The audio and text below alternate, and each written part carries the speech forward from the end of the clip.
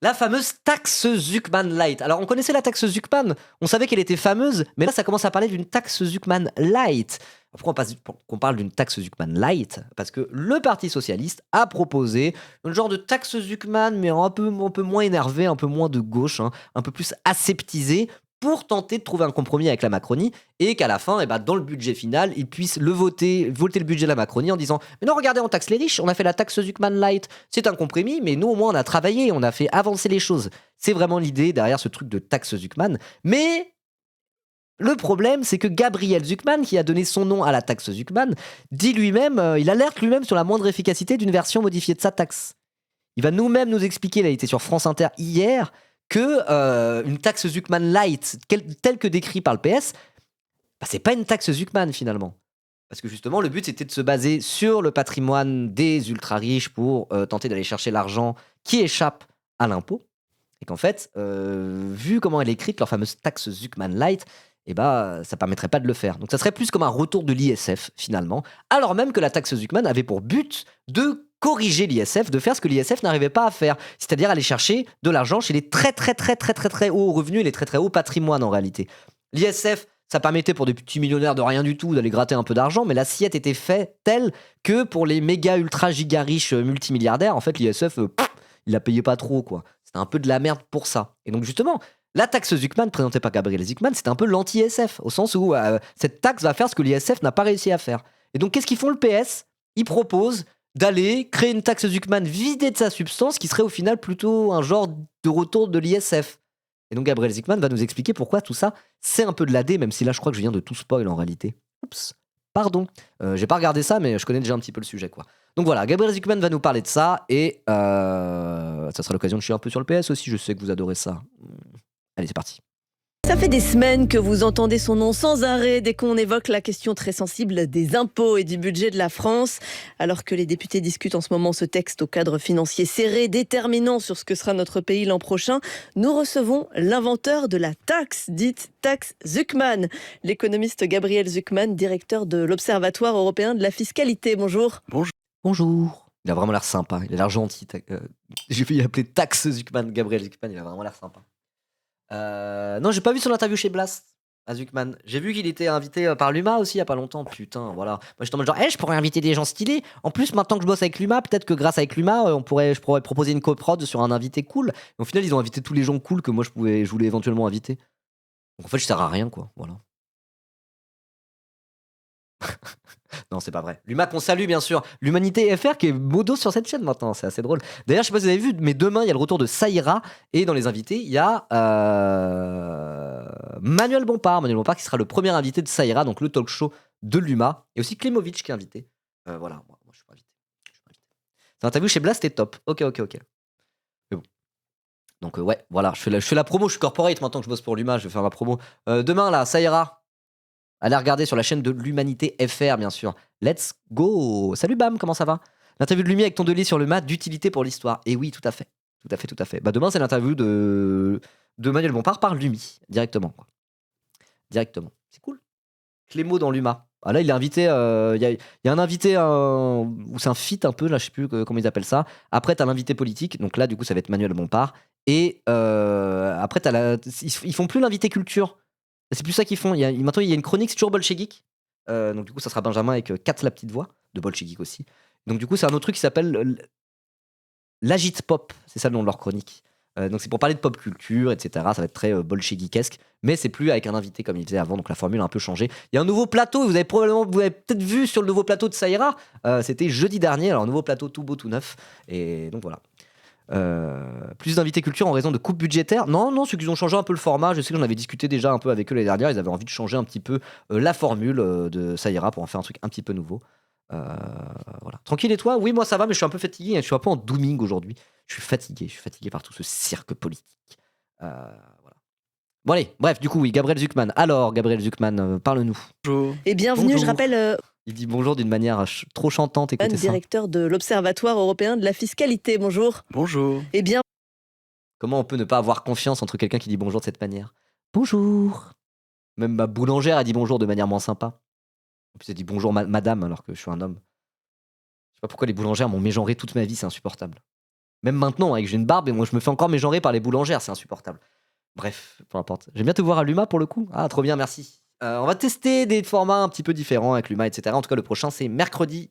Pas celui-là, mais suivant, Stream Ribot dans l'UMA. Je rappelle votre proposition pour ceux qui ne l'auraient pas encore retenue, même si elle est partout dans le débat depuis des mois.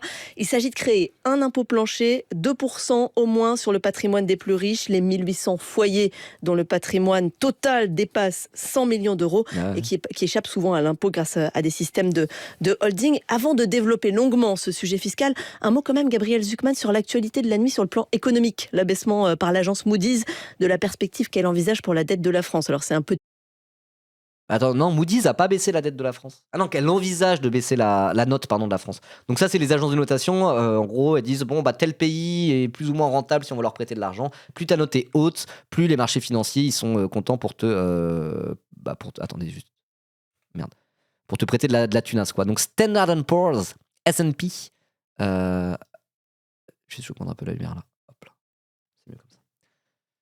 Eux...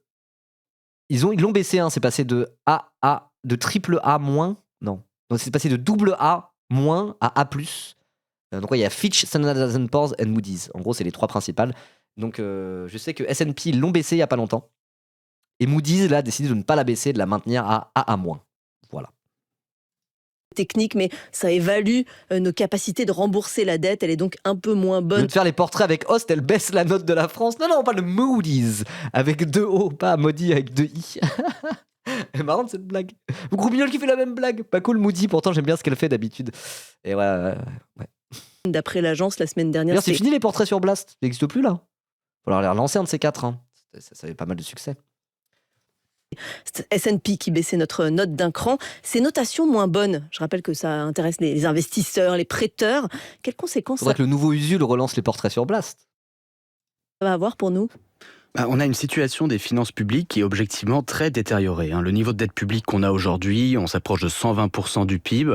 On l'a pas vu depuis la fin de la Deuxième Guerre mondiale, la fin de la Première Guerre mondiale, et avant ça... Il y a d'autres émissions sur Blast. Mais attendez, focus. Finances publiques qui est objectivement très détériorée. Quelles conséquences ça va avoir pour nous? Alors, on a une situation des finances publiques qui est objectivement très détériorée. Le niveau de dette publique qu'on a aujourd'hui, on s'approche de 120% du PIB. On l'a pas vu depuis la fin de la Deuxième Guerre mondiale, la fin de la Première Guerre mondiale, et avant ça, la Révolution française. Dans tous les cas... qu'est-ce qu'il y a, monsieur Zucman? Je pensais qu'il était de gauche. Il est en mode genre... la dette, c'est un problème. Hein. Non, je plaisante. Effectivement, la dette, c'est un problème. Ça dépend. C'est pas le maxi giga ultra problème qui doit conditionner n'importe quelle décision qu'on prend en politique économique que nous vendent les libéraux. Mais bon, voilà, il y a un sujet. Il y a un sujet là-dessus. Et il y a un mais derrière après sa phrase, vous allez voir. C'est fini par une mise à contribution des plus grandes fortunes. Et donc c'est ça aujourd'hui l'enjeu. On a des richesses privées qui sont très importantes, qui souvent sont bien taxées pour les classes moyennes, les classes aisées, mais qui pour les ultra riches échappent très largement à l'impôt. Et on va pas réussir à s'en sortir tant qu'on leur demande pas à ces très grandes fortunes de contribuer au même titre que le reste de la population française. Donc si je vous entends bien... Donc il est en mode genre, oui, ils ont raison, il y a un problème de dette en France, c'est une dinguerie. Normal qu'ils baissent notre note, les agences de notation. Vous avez vu la dette qu'on a? Cette dette, il faut la résorber. Et pour ça, il faut appliquer ma taxe, la taxe Zucman, et aller taxer les milliardaires. Oui, effectivement. Alors après, on peut aussi dire, oui, une taxe Zucman pour financer les services publics et pas uniquement pour réduire le déficit. En vérité, il faudrait faire les deux, en fait. Voilà. C'est un signe supplémentaire qu'il faut mettre en place, votre solution, parce que le ministre de l'économie, lui, dit que c'est un signe de l'absolue nécessité de trouver un compromis budgétaire. C'est le signe. Alors après, il me semble que Moody's avait dit aussi que c'est l'instabilité politique qui leur faisait peur. Et pourquoi l'instabilité politique fait peur aux agences de notation et aux marchés financiers? Parce que l'instabilité politique peut provoquer une instabilité économique en réalité, mais c'est l'instabilité économique qui leur fait peur, plus que l'instabilité politique.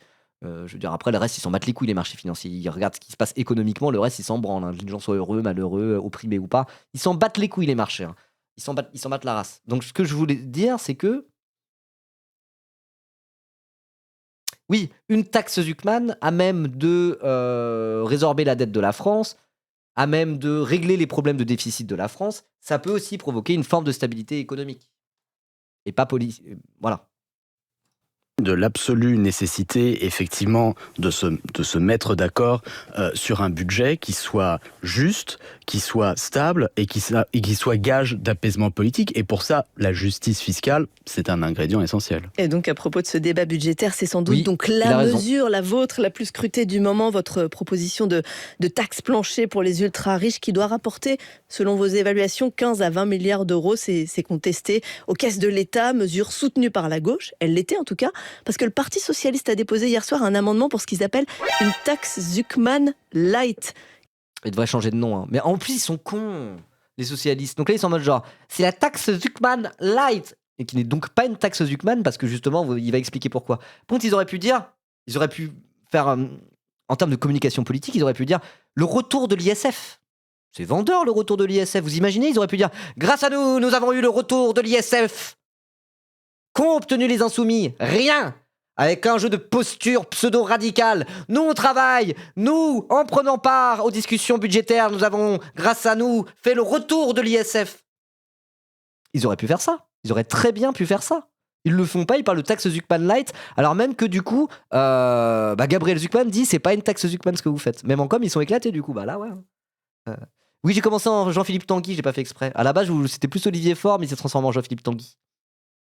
Qui d'autre que le Parti Socialiste travaille au sein de cette Assemblée nationale pour pouvoir faire le retour de l'impôt sur la fortune dans un grand mouvement de justice sociale? Là, c'est Jean-Philippe Tanguy. Voilà, bon bref.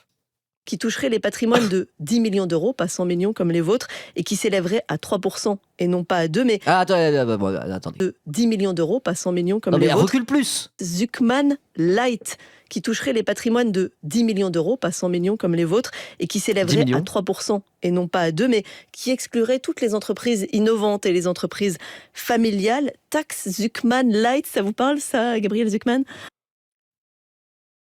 Ça veut dire quoi? C'est quoi une entreprise familiale? C'est quoi une entreprise innovante? J'ai l'impression que c'est pas très technique, ça. Il y a quoi derrière ce truc-là? Donc du coup, ça serait une taxe Zuckman plus ambitieuse, sauf pour les entreprises innovantes et familiales. Et en vérité, c'est même plus vraiment une taxe Zuckman, quoi. Les holdings, la tech, détenue à plus de 50% par un bonhomme. Ah, c'est pas clair, c'est pas clair. Bon, ce qui est bien, c'est que Gabriel Zuckman, lui, je pense qu'il comprend un petit peu plus. Je crois pas que ça soit que les PME start-up. Hein. Parce que moi, de ce que j'avais compris, c'est que ça exclut les fameux biens professionnels là, et les plus-values latentes et ce genre de choses, quoi. Et donc, en fait, ça taxe pas sur le patrimoine, en réalité. Ça taxe sur pas grand-chose, quoi. LVMH, entreprise familiale, oui, voilà. C'est pas clair.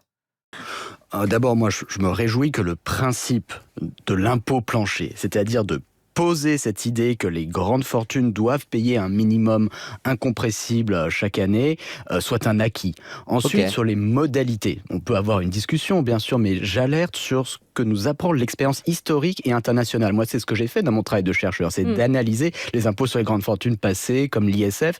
Or, dès qu'on introduit des exonérations, c'est ça ce que cette expérience montre, c'est qu'on lance la machine à optimisation. C'est pour ça que moi, ce que j'ai proposé, c'est par rapport à ce qu'on avait pu faire au moment de l'ISF qui commençait à 1 million, de prendre le contre-pied. N'importe quel bourgeois moyen qui a du patrimoine immobilier crée une société civile immobilière avec ses gamins. Oui, oui, je sais. Donc ça serait exonéré. Mais après, oui, du coup, ça serait exonéré, c'est familial, quoi. Ouais, donc tu mets tout ton patrimoine dans une SCI familiale et hop là. Mais oui, donc lui, ce qu'il dit, c'est que peu importe la nature de l'exonération, à partir du moment où tu commences à introduire des politiques d'exonération, c'est la porte ouverte à l'optimisation fiscale et qu'en fait, du coup, ça ne sert à rien. Et justement, la taxe Zuckman qu'on peut voir comme étant une simple mesure corrective à même de lutter contre la régressivité de l'impôt sur le revenu chez les ultra-riches et contre l'optimisation fiscale, et ben si tu commences à introduire dans une taxe Zuckman allégée des mécanismes d'exonération, ça veut dire qu'en fait, t'autorises l'optimisation fiscale et tu rends cette taxe complètement caduque alors qu'elle avait justement pour but de lutter contre l'optimisation fiscale directement, quoi. Et de ça, de commencer beaucoup plus haut, à 100 millions, mais en échange de dire, si vous êtes immensément riche comme ça, vous n'avez pas besoin de la moindre exonération ou niche fiscale. Vous allez devoir entrer de plein pied dans le champ de la solidarité nationale, sans échappatoire possible, et c'est ça qui est gage d'efficacité, de rendement budgétaire et de justice. Ok, donc là, il a pris l'exemple de l'ISF, de dire que l'ISF, effectivement, ça ne marchait pas. Pourtant, à un moment donné, on était pour rétablir l'ISF. Moi, je me souviens, je suis gauchiste depuis suffisamment longtemps. Quand Macron a supprimé l'ISF, pendant au moins 3-4 ans, la gauche, y compris la France Insoumise et machin, était en mode genre, il faut rétablir l'ISF. Ils ont supprimé l'ISF, c'est honteux, rétablir l'ISF. Donc si là, cette taxe Zuckman Light, ça reste c'est un peu comme l'ISF, ça reste mieux que rien, ça veut dire. Et donc peut-être que d'ores et déjà, le PS pourrait s'en servir pour crier à la victoire. Moi, j'ai un peu peur de ça. J'ai un peu peur de ça. D'ailleurs, c'est pour ça que Manuel Bompard a dit non, mais nous, s'il y a ce truc qui est se présenter et que c'est une taxe qui va taxer les très riches, même si ça rapporte pas assez et que c'est de la mesurette à la con, on va quand même la voter, quoi. Mais effectivement, ça vide de sa substance la taxe Zuckman qui avait justement pour but de corriger le non-effet d'un ISF. Exonérer par exemple les entreprises familiales et innovantes, ce n'est pas nécessairement une bonne solution d'après vous. C'est prendre le risque de répéter les erreurs qui ont été commises en 1981, où le pouvoir socialiste de l'époque dit on va créer un impôt sur les grandes fortunes, l'ancêtre de l'ISF, mais il y a une levée de bouclier des milliardaires de l'époque qui demandent à en être exonérés, et le pouvoir en place fait voter une exonération pour les soi-disant biens professionnels, c'est-à-dire les grosses détentions actionnariales. La conséquence de ça, c'est que les milliardaires ne payaient pas et n'ont jamais payé l'ISF. À la veille de son abolition, en 2016, d'après les travaux de mes collègues de l'Institut des politiques publiques, le taux effectif d'impôt sur la fortune pour les milliardaires français, c'était 0,005%. 0,005%. Waouh. Donc c'est un demi... Attendez, c'est un demi 10 millième. La moitié d'un 10 millième.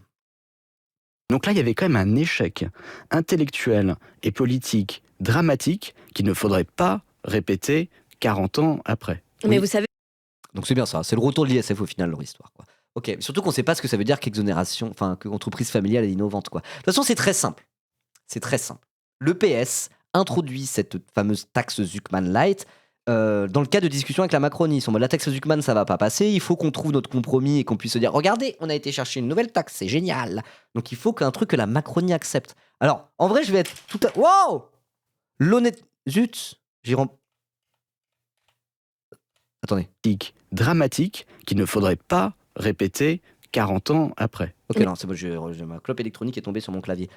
Le truc, c'est que la Macronie, si je vais être totalement honnête intellectuellement, la Macronie, ils lâchent jamais rien, mais là, ils lâchent quelques petits trucs. Parce qu'ils sont obligés, en fait. Ils sont obligés parce qu'ils n'ont pas envie d'avoir de dissolution. Ils vont perdre trop de sièges, quoi. Alors, c'est juste qu'ils lâchent des miettes. C'est des miettes de merde qu'ils lâchent. Mais avant, ils lâchaient rien. Maintenant, ils commencent à lâcher des miettes. Et notamment au PS, parce que le PS... Enfin, c'est quand même... le PS avait dit, attention, si ça avance pas, on va censurer. Et à ce moment-là, il y a le truc de taxe Zuckman Light qui commence à arriver. Et la Macronie dire être prête à avancer sur une taxe Zuckman Light s'il y a suffisamment d'exonération. Bon, c'est que dalle. C'est que dalle la taxe Zuckman Light. Mais pour la Macronie, qui a pour habitude de ne jamais reculer, jamais sur sa politique fiscale pro-business, pour eux, c'est déjà beaucoup. C'est déjà beaucoup trop. Ils sont en mode genre, c'est un aveu de défaite pour nous, quoi. Tout ça pour dire que, en tout cas, malgré tout, même si côté macroniste, c'est quand même un recul pour eux, et c'est quand même des choses qu'ils lâchent et on n'est pas habitué à le voir, ça reste la Macronie. Ils sont prêts à lâcher que des miettes. Alors déjà, ils lâchent des miettes, avant ils lâchaient rien, mais ça reste que des miettes. Donc je veux dire, pour cette raison, ça suffit pour comprendre qu'effectivement, cette taxe Zuckman Light, ça reste une petite mesurette de merde qui va jamais régler les problèmes d'inégalité et d'injustice fiscale dans ce pays, quoi. Mais riz dans la sauce, tu te fais pas enfumer, même si l'apparence il commence à céder, il ne cède rien du tout. Non, mais pour la Macronie, un truc comme rétablir l'ISF, c'était impensable il y a encore quelques années. C'est juste qu'il lâche des miettes pour tenter de se mettre le PS dans la poche. Et ça reste des miettes. Ça reste des miettes de fou. Ils vont lâcher l'ISF pour garder la réforme des retraites. Voilà, exactement. Exactement. Ça reste des miettes de merde, je me fais pas enfumer, mais c'est la réalité. C'est la réalité. Le PS est en mode genre, vas-y, on va faire lâcher des miettes à la Macronie. Et la Macronie est en mode genre, ça me saoule, mais vas-y, je lâche des miettes. Et en fait, c'est satisfaisant pour le PS, alors que c'est rien. Mais pour la Macronie, vu la violence de leur politique fiscale jusque-là, c'est un petit peu nouveau. Ça les fait chier. Ils préféraient ne pas faire ça. Ça les embête, la Macronie. C'est ce qu'ils sont prêts à faire pour éviter la dissolution. Mais ils vont pas être prêts à en faire plus. Pour la simple et bonne raison, c'est que c'est le PS en face et le PS va se satisfaire de miettes, en fait. Le PS se satisfait de miettes. La Macronie, ça les fait chier, mais ils veulent bien, à la limite, reculer uniquement si c'est pour des miettes. Voilà. Je dis pas ça pour défendre la Macronie ou le move du PS, quoi. Mais c'est ce qui est en train de se passer actuellement. De fait. Mais dans tous les cas, ça change rien à dire que tout ça c'est des miettes, tout ça c'est totalement insuffisant, tout ça c'est de la merde, tout ça c'est reculer pour mieux sauter. À la fin, le budget il va quand même puer la merde et peut-être qu'à la fin ça va même censurer quand même. On verra. Faut arrêter de dire que le macroniste cède et que le PS obtient des petites avancées, c'est juste faux. Ah ouais, mais pourquoi ? Enfin, c'est pas sucer le PS et dire que leur stratégie est gagnante que de dire ça. Les miettes c'est pour les pigeons. Hein. Si les macronistes cèdent à 1% de ce qu'on devrait réellement faire, c'est-à-dire que le PS se satisfait de 1% de ce qu'on devrait vraiment faire. Enfin, je veux dire, c'est pas défendre la stratégie du PS que de faire ça, c'est ça que je comprends pas. Mais vous savez ce Parce que moi, si j'aime pas le move du PS, c'est parce qu'elle est gratter des miettes à une Macronie qui a besoin de lâcher à peine pour tenter de survivre. C'est vraiment de la merde et c'est dépolitisant. Et moi, j'aimerais être plus ambitieux que ça, quoi. Voilà. disent les détracteurs de votre projet. Et ce que semble avoir pris en compte le PS, parce qu'ils ont déposé aussi un autre amendement à ce sujet, c'est la question des biens professionnels. C'est-à-dire, on ne veut pas décourager les entrepreneurs, on ne veut pas faire fuir les entreprises. Et donc, par exemple, le PS, là, dépose aussi une En plus, proposition. ils sont en train de dire que leur taxe Zuckman Light, c'est de la merde, pour la simple et bonne raison, c'est qu'ils la font de manière à ce que la Macronie puisse l'accepter. Donc ça montre bien que c'est de la merde. Parce que la Macronie, même s'il recule un tout petit peu sur certains trucs, ça reste la Macronie, et il lâche des vieilles miettes pourries, quoi. Donc tout ça pour dire que la stratégie du PS est plus la merde. Ah. On est d'accord, du coup, non ? Position de compromis, puisqu'il faut faire des compromis dans cette discussion. Une taxe sur les patrimoines, là, c'est des 5 millions, mais qui exclurait les biens professionnels. Écoutez, de toute façon, il faut discuter. Moi, C'est la proposition de qui, ça ? Exclure les biens professionnels ? J'ai pas suivi. Désolé. Exclure les biens professionnels, ça n'a aucun sens. Ça, pour le coup, c'est l'inverse de la taxe Zuckman, quoi. C'est les macronistes qui ont dit qu'ils étaient prêts à faire ça ? À faire une taxe qui exclut les biens professionnels ? J'ai pas bien suivi sa question. Je suis désolé. Je remets la question. Disent les détracteurs de votre projet. Oui, ok, c'est ça. Et ce que semble avoir pris en compte le PS, parce qu'ils ont déposé aussi un autre amendement à ce sujet, c'est la question des biens professionnels. C'est-à-dire, on ne veut pas décourager les entrepreneurs, on ne veut pas faire fuir les entreprises. Et donc, par exemple, le PS, là, dépose aussi une proposition de compromis, puisqu'il faut faire des compromis dans cette discussion. Une taxe sur les patrimoines, là, c'est des 5 millions, mais qui exclurait les biens professionnels. Mais ça existe déjà. C'est l'IFI. Ils sont complètement cons, quoi. C'est là qu'on voit ce jeu de dupes totalement débile et que sur les questions de fiscalité, comme personne n'y comprend rien à la fiscalité, c'est très facile de tenir une posture de « Regardez, on a fait un effort sur un truc qui ne change strictement rien à rien, quoi ». Donc ça veut dire que tu prends les fortunes au-dessus de 5 millions d'euros, t'enlèves les biens professionnels. Il reste quoi ? Il reste les produits financiers, à la limite, mais les produits financiers, c'est... Ta-da-da-da. Merci Kevin Razi, pour ton raid. Let's go, installez-vous, on est en train de détricoter pourquoi la taxe Zuckman Light du PS, c'est de la merde, et que c'est même pas une taxe Zuckman, c'est tout pourri. Donc là, on était en train de dire, pour ceux qui viennent d'arriver, attention, c'est un petit peu technique. En gros, les macronistes, ils sont prêts à dire « Ah ouais, on veut bien faire une taxe sur le patrimoine, mais sans les biens professionnels. » Auquel cas, ils veulent bien que ça soit à partir de 5 millions d'euros, au lieu que ça soit à partir de 100 millions d'euros de patrimoine.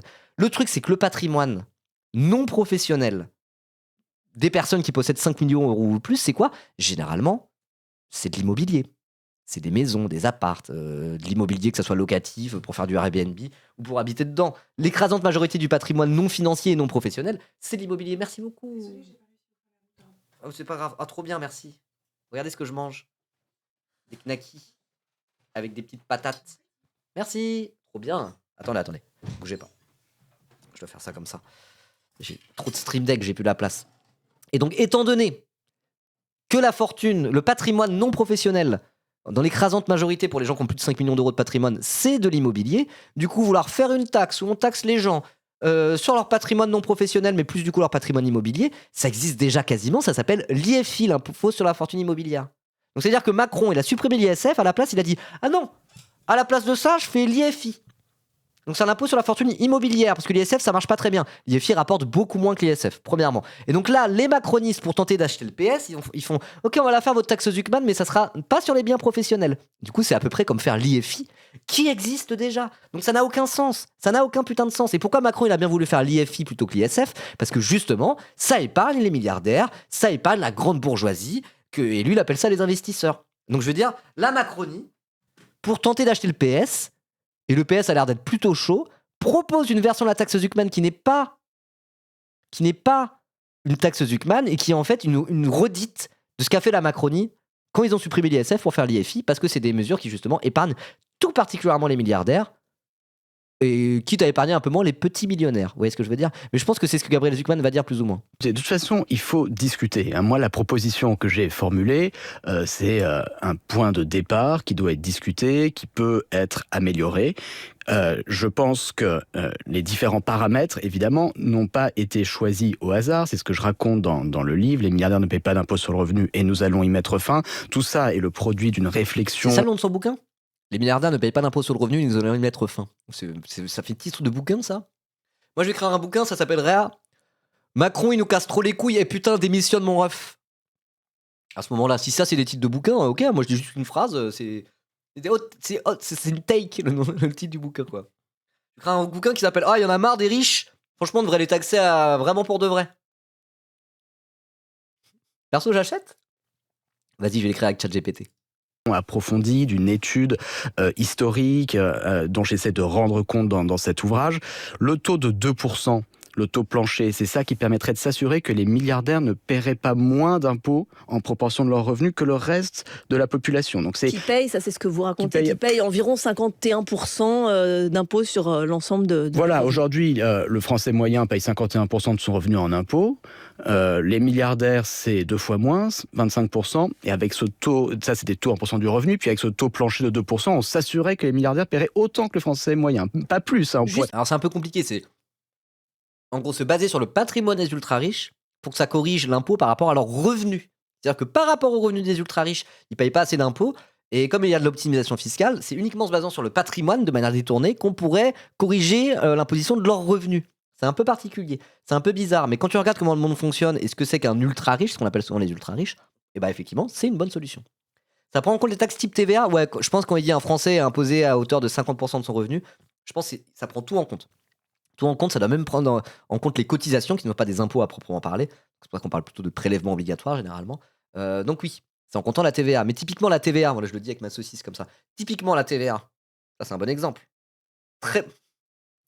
Très bon exemple la TVA pour voir ce qui cloche dans ce bas monde. C'est un très très bon exemple la TVA. Pourquoi? Parce qu'ils payent la TVA les riches. Mais c'est-à-dire la consommation, ce qu'ils consomment par rapport au patrimoine qu'ils ont et par rapport à l'argent qu'ils gagnent, c'est que dalle en fait. C'est négligeable la TVA dans l'impôt payé par un milliardaire. Parce que oui, il va payer la TVA sur tous les produits qu'il achète. Mais les produits qu'il achète par rapport à l'argent qu'il gagne, c'est rien. C'est rien du tout. La consommation... je veux dire, quand tu fais le budget un peu d'un ménage, quand on est chez les ultra riches, la consommation c'est que dalle, c'est quasiment insignifiant. Donc la TVA, là où chez un pauvre, c'est quasiment 20% de tout ce que tu gagnes, tu le payes en TVA parce que tu dépenses tout. Donc c'est 50% de ton revenu qui part en impôt. T'as déjà 20%, c'est de la TVA. Chez les ultra riches, chez les milliardaires, et ça marche pas comme ça. La TVA est quasiment insignifiante. Donc ça fait partie de ces choses justement à corriger avec une taxe Zucman. Puisque la TVA est insignifiante pour un milliardaire et hyper importante pour un pauvre. Et typiquement, c'est le genre de choses qu'il faut régler, pas en ajustant des trucs sur la TVA, mais en ajustant uniquement en fonction du patrimoine. C'est le seul truc, selon Gabriel Zucman en tout cas, qui a même de corriger cette aberration.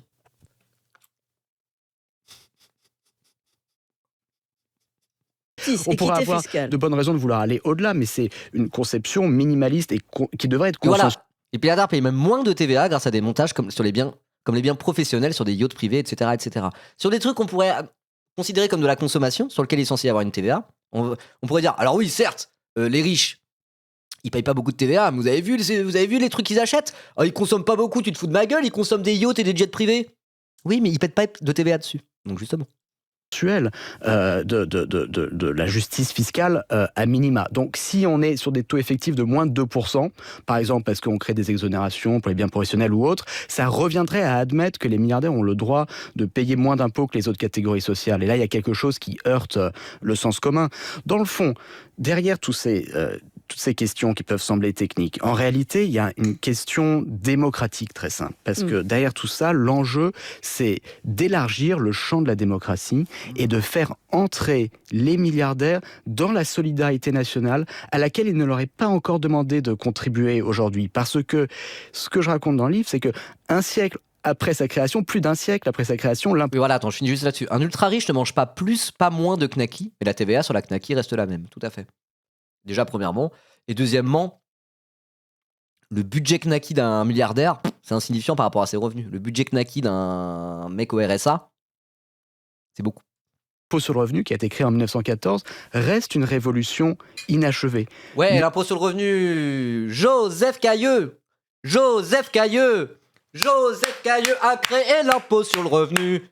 La meuf de Joseph Cailleux a assassiné avec un flingue le rédacteur en chef du Figaro. Henriette Cailleux. Joseph Cailleux, impôt sur le revenu. Et oui, l'impôt sur le revenu qui a été le tout premier impôt progressif créé par Joseph Cailleux, qui était le ministre de l'économie de l'époque. Pour ceux qui ne le savent pas, Henriette Cailleux, qui était la femme de Joseph Cailleux, a littéralement assassiné avec un flingue le rédac-chef de l'époque du Figaro. Elle est trop cool cette histoire. Et donc du coup, Joseph Cailleux, c'était même pas un gauchiste. Il a créé cet impôt progressif, l'impôt sur le revenu, uniquement parce que du coup, ça ramenait plein d'argent à l'État et il voulait l'orthodoxie budgétaire, quoi. Il voulait être à 0% de déficit annuel, être les comptes à l'équilibre. Il était en genre, putain, c'est dur d'avoir les comptes à l'équilibre. Et si on mettait un impôt sur le revenu qui soit un impôt progressif, qui va chercher plus d'argent proportionnellement chez les riches que chez les pauvres? Bonne idée, n'est-ce pas? C'était une bonne idée parce que ça rapporte plein d'argent, effectivement. Et c'est assez égalitaire, équitable, en tout cas. Et donc, du coup, ça a pris des années à mettre cette taxe en place.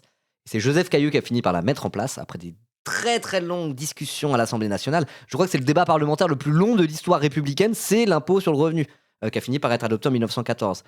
Et il se trouve que, comme il a voulu faire un impôt qui était progressif, qui était plutôt contre les riches, entre guillemets, un peu l'équivalent de la taxe Zuckman, le Figaro, éminent journal de la droite bourgeoise de l'époque et encore éminent journal de la droite bourgeoise actuelle, ils aimaient pas du tout Joseph Cailleux par rapport à ça, Joseph Caillot, pardon.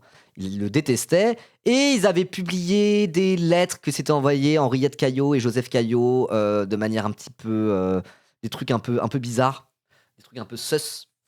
Et donc du coup, ils l'ont publié et Henriette Caillot était en mode genre, c'est honteux, il s'attaque à mon mari car elle veut faire l'impôt progressif sur le revenu et du coup, il me mêle à tout ça. Mon honneur a été attaqué. Et donc, du coup, elle a été dans les locaux du Figaro avec un flingue qu'elle a acheté le même jour. Elle a flingué le rédac-chef du Figaro. Elle a été acquittée. Pourquoi? Alors, merci Sentier Battant. Henriette Caillot est surtout connue pour avoir assassiné le 16 mars 1914 Gaston Calmette, directeur du quotidien Le Figaro. Ce dernier menait une campagne de presse agressive contre son mari. Exactement, mais c'était pour cette histoire d'impôt sur le revenu, du coup. Lors du procès, son avocat plaide le crime passionnel, s'appuyant sur le stéréotype d'une impulsion féminine incontrôlable. Elle est acquittée par la cour d'assises de Paris, un verdict largement perçu comme influencé par la puissance politique de Joseph Caillot. Donc vraiment, son avocat dit « Oh, cette pauvre femme hystérique n'est pas maître de ses émotions !» Et ça, c'est passé. Basé, hein. C'est passé. Donc Henriette Caillot était genre, oula, elle s'est fait passer pour une hystérique complètement zinzin, en mode une pauvre femme, quoi. Mais ça lui a évité la zonze, donc pas mal. Hein. Et le pire dans tout ça, c'est que tout ce feuilleton de Henriette Caillot, Joseph Caillot, tout ça, ça a défrayé les médias pendant, défrayé la chronique pendant vraiment des mois et des mois et des mois. Et en fait, on parlait pas de la guerre qui était en train de venir, la Première Guerre mondiale. Et donc du coup, médiatiquement, un peu les signes que la guerre était en train d'arriver étaient aussi noyés pas mal sous ce grand feuilleton Joseph Caillot et Henriette Caillot. Et après, il y a eu la Première Guerre mondiale, en mode genre, ouh. Donc c'est marrant de voir comment c'était il y a 111 ans et ça fait écho parfois à certains trucs très actuels et très modernes, quoi. Voilà. Donc quand ça parle de l'impôt sur le revenu en 1914, je suis en mode genre, yes, je connais le lore. Joseph et Henriette Caillot, let's go. J'ai plein de choses à dire là-dessus. C'est passionnant. Les milliardaires. L'histoire de la fiscalité, en vrai, si j'avais été historien, j'aurais eu tous mes camarades de classe comme genre, on a quoi là? Histoire de la fiscalité? Ah, c'est chiant, vas-y. Moi, je voulais être midéviste à la base. C'est quoi ça, histoire de la fiscalité? On s'emmerde dans ce cours de con. Moi, j'aurais été le fiscaliste fou de la classe en mode genre, ah non, moi, c'est ce que je préfère, histoire de la fiscalité. Je vais faire un doctorat en histoire de la fiscalité, let's go. Voilà. Moi, je trouve ça passionnant, sa mère, l'histoire de la fiscalité. N'y sont pas encore entrés. Bon, et bref. tout l'enjeu aujourd'hui, c'est de venir parachever ce grand progrès démocratique et républicain du début du XXe siècle en venant poser un principe nouveau qui est que si vous êtes immensément riche, et on peut discuter, moi j'ai proposé 100 millions, on pourrait dire 200 millions, 50 millions, enfin tout ça c'est des débats légitimes, 10 millions. mais si vous êtes immensément riche, alors vous devez avoir des devoirs incompressibles vis-à-vis de la communauté nationale. Ou pour le dire... Après, ça sert à rien de trop le descendre, le plafond de la taxe Zuckman. Si tu dis à partir de 10 millions d'euros de patrimoine, tu dois payer 2% de ton patrimoine par an chaque année, c'est quand même pas rien. Mais en fait, tu payes déjà beaucoup, tu payes déjà des impôts, quoi. Tu payes déjà des impôts, donc ça se trouve pour quelqu'un qui a 10 millions de patrimoine, y compris professionnel, il paye déjà l'équivalent de 2% de ses revenus, de son patrimoine en impôts. Donc, vous voyez l'un dans l'autre au final, mettre un plafond trop bas pour la taxe Zuckman. À partir du moment où la taxe Zuckman est là pour corriger cette régressivité qui n'était pas prévue sur l'impôt par rapport aux revenus, en fait, le mettre trop bas, ça ne changerait pas grand-chose en réalité. Parce que la plupart des gens qui seraient sujettés à la taxe Zuckman, en fait, ils paieraient déjà l'équivalent de la taxe Zuckman, et c'est pas 2% en plus. C'est vraiment une mesure rectificative. Voilà. Et j'étais prof de maths, moi. J'étais prof de maths. Exclure les biens Pour le professionnels. dire autrement, Voilà, exactement. Le plancher a été minutieusement calculé par rapport à la régressivité. Tout à fait. il n'existe pas de droit, quand vous êtes immensément riche, à payer zéro. Quelle que soit la nature de votre fortune, quels que soient vos mérites, quel que soit le rendement de cette richesse, il doit y avoir un plancher incompressible. Et c'est, je crois, ce principe-là qui constituerait une petite avancée, une petite révolution démocratique. ça, c'est entré dans la philosophie. Mérite d'être gagné. C'est entré dans le débat, c'est entré dans la philosophie. On entend presque de tous les côtés, de tous les partis, des demandes de taxer plus les ultra-riches. C'est les modalités qui... C'est surtout à gauche que ça se fait. À droite, bon, ils sont pas trop pour taxer les ultra riches. Après, même à droite, il y a des moments où le RN, en tout cas par populisme. En fait, le truc, c'est que c'est tellement porteur de vouloir taxer les méga riches parce qu'il y a une telle injustice fiscale que même certains à droite, par populisme, disent non, effectivement, eux, c'est normal. Eux, c'est normal, mais on va les taxer d'une manière où ça ne freine pas l'investissement. Et vu leur logiciel libéral de débile, en fait, il n'y a pas de manière pour eux de les taxer d'une manière qui ne freine pas l'investissement. Taxer un milliardaire d'€1, c'est déjà €1 en moins pour l'investissement dans leur cerveau libéraux totalement dégénérés. Vous voyez ce que je veux dire? Donc en fait, ils sont en mode genre, ah, sur le principe, on est d'accord, il faut plus de justice fiscale. Et quand tu vas dans les détails, ils sont en mode, ah, mais plus de justice fiscale, c'est réduire l'investissement, ils vont tous se barrer. Donc en fait, on veut pas. Ça fatigue. qui diffèrent. Là, par exemple, cette nuit, les députés... C'est vrai qu'à gauche, et y compris jusqu'au Parti Socialiste, même si là, effectivement, ils se laissent acheter à bas prix, à gauche, c'est assez consensuel. Taxer les riches, c'est vraiment pas révolutionnaire de dire ça. Ça fait quand même consensus. Les trucs de justice fiscale, avec l'explosion des inégalités quand tu prends les très riches, c'est un truc qui est assez consensuel en réalité. Et c'est pour ça. Taxer les riches, oui, mais il faut pas s'arrêter là. Il y a des angles morts à tout ça. Même ça reste de la mesurette quand tu regardes vraiment d'où vient la fortune des riches. La fortune des riches vient de l'exploitation du prolétariat par la bourgeoisie. L'oubliez pas. Allez, bref. On reconduit la contribution sur les hauts revenus. Donc c'est aussi un impôt plancher, mais c'est sur les revenus des gens qui gagnent plus de 250 000 euros par an. Ça suffit pas, ce genre de dispositif? Non, ça ne suffit pas parce que tout le problème, et c'est ce que les... Attends, c'est quelle mesure dont on va parler là? Ultra riches, c'est les modalités qui diffèrent. Là, par exemple, cette nuit, les députés ont reconduit la contribution sur les hauts revenus. Donc c'est aussi un impôt Ok. plancher, mais c'est sur les revenus des gens qui gagnent plus de 250 000 euros par an. Ça suffit pas, ce genre de dispositif? Ah non, c'est pas un truc du PS, ça n'a rien à voir avec le PS. C'est un truc qui avait déjà été mis en place sous Bayrou. Figurez-vous, tellement c'est de la merde leur petite taxe. Et c'est en gros le truc en mode genre, ok, c'est vrai, ceux qui gagnent plus de 250 000 euros par an, pardon. Donc c'est une toute petite partie, et c'est que sur le revenu, là le patrimoine ou quoi que ce soit n'entre absolument pas en compte. Ceux qui ont plus de 250 000 euros par mois de revenus, 500 000 euros pour un couple, on vous met une petite surtaxe. Voilà, vous pouvez vous le permettre, on vous met une petite surtaxe. Et ça, même c'était sous Bayrou qu'ils l'ont mis en place. C'est les macronistes qui l'ont fait. En gros, c'est la taxe qui, pour les macronistes, leur permet de se donner bonne conscience. En gros, c'est cette taxe-là. Et donc, du coup, ça a été voté de reconduire cette taxe et la pérenniser en partie, au moins jusqu'à 2027 ou je sais plus quoi. Et ça a été voté par à peu près tout le monde dans l'hémicycle, en réalité, sauf la droite LR. Mais sinon, il me semble que le RN l'a voté, la gauche l'a voté, et même les macronistes sont pas contre en soi sur cette taxe-là. Mais là, on est sur vraiment de la mesurette, quoi. Une demi-miette, exactement. Voilà, exactement. Si leur taxe Zuckman Light, c'est des miettes, là on est sur de la demi-miette. Pour vous dire, c'est déjà un truc qui a été mis en place sous Bayrou, c'est uniquement pour se donner moins de conscience, et ça, Gabriel Zuckman va l'expliquer très bien. Non, ça ne suffit pas parce que tout le problème, et c'est ce que les... C'est de la mesurette tout ça, je vous le dis. C'est de la mesurette. Les études, les travaux de recherche dont je rends compte dans ce livre ont mis en lumière, c'est que les milliardaires peuvent facilement structurer leur richesse de façon à ne pas avoir de revenus taxables, ou très peu. Donc si on fait un taux minimum d'imposition exprimé en pourcent du revenu, ça ne fonctionne pas. C'est pour ça qu'il faut que le dispositif soit fondé sur le patrimoine, qui lui est très difficile à manipuler. Mais si ça concerne que 1800 foyers, pourquoi il y a tant de réticences? Pourquoi est-ce qu'on entend ces termes de prison fiscale, comme l'a dit par exemple notre nouveau prix Nobel de l'économie, Philippe Aghion? Philippe Aghion, Gabriel Zuckman, il va dire « J'apprécie beaucoup les travaux de Philippe Aghion, qui a fait du travail formidable sur l'innovation. Mais là-dessus, il ferait mieux de fermer un peu son cahier merde, parce que Philippe, je le connais bien, il fait le malin, mais en vérité, c'est un œil, ok? Moi aussi, je l'aurai le prix Nobel dans 10 ans, vous allez voir. » Il va répondre ça en gros. Oh bah, je pense que les grandes fortunes en question ont de très bonnes raisons de vouloir s'opposer à cette petite extension du domaine de Oui, mais la c'est 1800 démocratie. foyers, c'est Et pas qu'elles l'ensemble des et qu'elles se représentants battent politiques. avec toutes les armes qu'elles ont à leur disposition. Et vous savez, c'est le Financial Times qui l'écrivait, la Bible du libéralisme. Il y a quelques jours, il disait « La France se caractérise, plus que tout autre pays d'Europe occidentale, par l'emprise de ces milliardaires sur la vie économique et la vie politique de la nation, et en particulier sur le débat d'idées qui constitue le cœur de la vie démocratique du pays. » Le Financial Times a dit ça? Sérieux?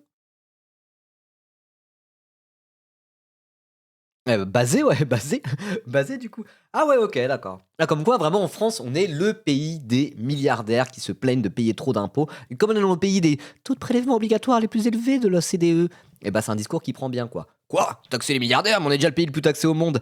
Oui, mais c'est pas les bonnes personnes qu'on taxe, abruti. On est le pays avec la plus grande sécurité sociale au monde aussi.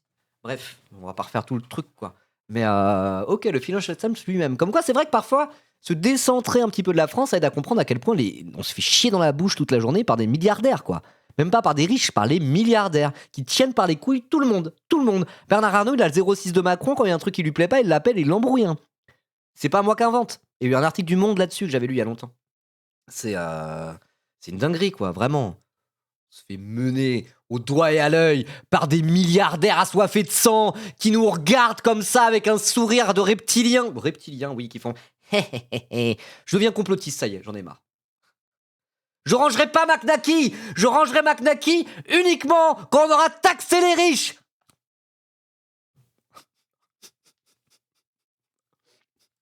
Alors, si justement le débat d'idées, en tout cas les consignes des partis sont respectées, aujourd'hui, votre taxe, elle ne devrait pas être inscrite dans le budget si les logiques mathématiques prévalent. Qu'est-ce que c'est votre nouvel horizon? C'est 2027, c'est le débat pour la présidentielle? Ah, vous savez, moi je suis extrêmement optimiste dans le fond. Je suis certain que ça finira par voir le jour. Est-ce que ça va mettre des semaines, des mois, des années? C'est difficile à prédire. Des années. Moi, je pense que ça va mettre des années. Ribot a full grillé PCF depuis qu'il bosse à l'UMA. Mais non, c'est pas ce que vous croyez. Vous dites ça par rapport à ma saucisse?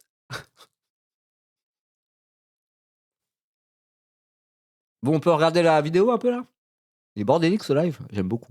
L'impôt sur le revenu, ça a mis 7 ans entre le dépôt du projet de loi en 1907 à la Chambre des députés et son adoption finalement par le Sénat en 1914. J'espère qu'on mettra moins de 7 ans. Ouais! Joseph Caillot! Henriette Bon, j'arrête. Cette fois-là, d'abord compte tenu de l'urgence de la justice fiscale et aussi de l'urgence budgétaire de la crise grave des finances publiques que je ne veux pas minimiser. Et oui, voilà. Enfin, je dis oui parce que justement, Joseph Caillot et Henriette Caillot, non, là c'est juste Joseph Caillot, encore une fois, je le redis, c'était plus par orthodoxie budgétaire et pour contenir la dette et le déficit qui s'est dit vas-y, impôt sur le revenu. Et si ça finit par passer à l'Assemblée nationale, c'est parce que la dette était quand même assez élevée, il y avait un problème de déficit. Et force est de constater que ça ramenait de l'argent dans les caisses de l'État. Et donc, il y a une majorité qui a pu se bricoler pour voter ce fameux impôt sur le revenu qui a été une vraie révolution à l'époque, le premier impôt progressif au monde. Au monde. Donc oui, effectivement, là, il y a une analogie à faire. Je veux dire, les gauchistes, ils aimeraient une taxe Zuckman, ou en tout cas taxer les milliardaires et les très hautes fortunes qui sont exonérés de l'impôt par le blablabla. Ils l'aimeraient plus pour pouvoir, je sais pas, redistribuer cet argent, notamment à travers les services publics, pour financer un modèle qui soit moins inégalitaire.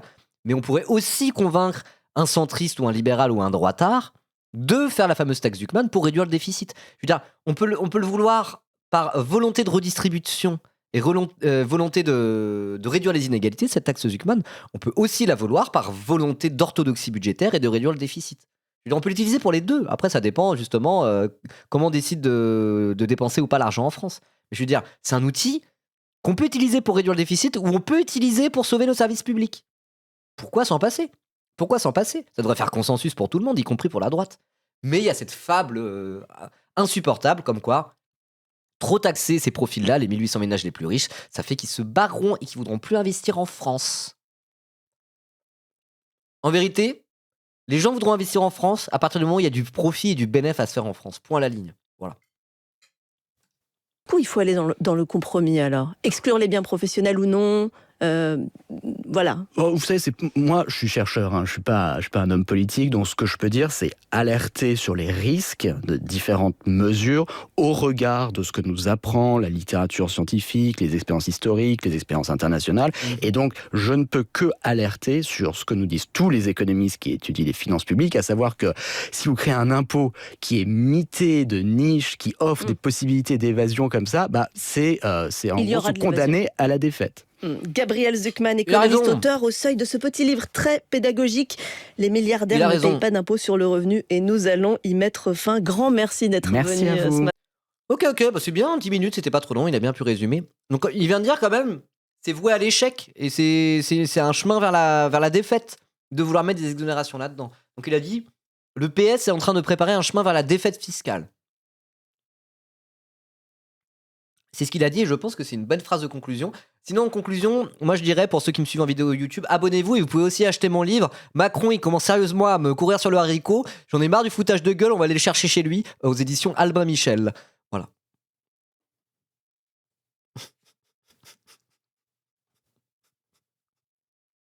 Très bonne conclusion. Hein.